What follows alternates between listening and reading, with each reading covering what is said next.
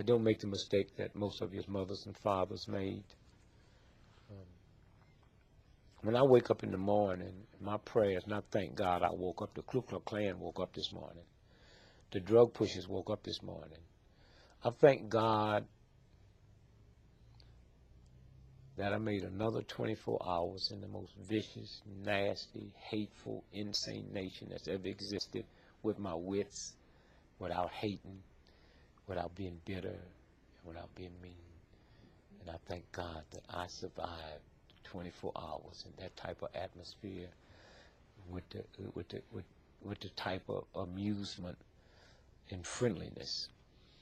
And so I would say to young folks, don't be in a state of denial of the racism and sexism, but don't let that block you. Don't teach your children that you have to be twice as good as a white. That's an awful thing to teach your child. That's like saying because you're black, white America has a right to change your dollar for 94 cents. But we used to get 50 cents, and before that we used to get nothing. Young folks have to say, we don't want more change for a dollar. Excuse me, we want a full dollar's change for a dollar, or this cash register will never ring again. Yes. I would also like for young blacks to understand that about 83% of all employment happen with small businesses. And excuse me, if you don't have a small business, then you have nobody to work for you. And I would say to young blacks, get into entrepreneurship. We will never catch up with white America till we get into business, because there's a thing called tax write-offs. And if you have a job and come together, 10 of you, and open up a corporation and have somebody run it, you hiring somebody to run it, but you have tax write-offs. 98% of people that fly first class on airplanes would not be there if that wasn't a write-off. And yet, on that first class, they gave away last year $800 million, almost $1 billion of free whiskey.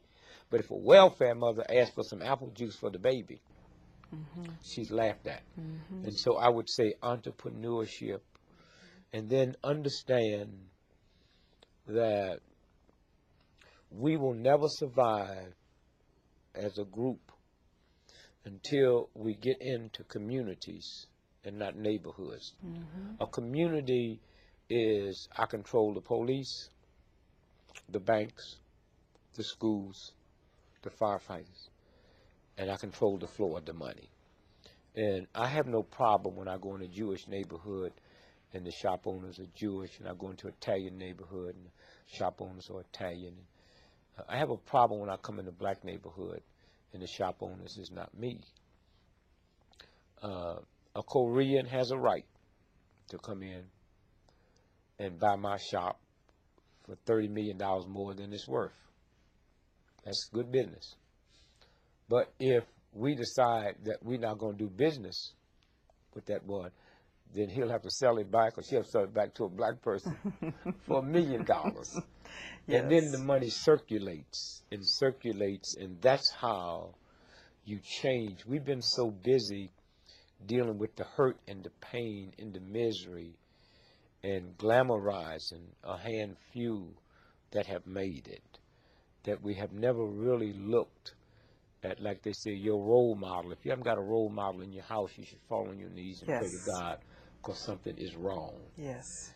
And so I would say to young folks, it's not about alcohol, but it's hard for me to say that to you when a 5-year-old got to reach past mama's beer and papa's wine to get some mayonnaise. I would also say to young folks that the #1 drug that will wipe you out is not cocaine, it's not heroin, it's marijuana. And they deliberately make that a recreation drug, but it stays in the muscles, it stays in the blood, and it will wipe out your memory bank. And also, this is the first time in the history of TB that TB has always been known as poor folks. It's the first time that TB is not running rampant in the ghetto. It's running rampant in middle-income white America, because it's the marijuana that they spray, and that's no accident. And so I would just say to young folks, you have to reevaluate everything you've been taught.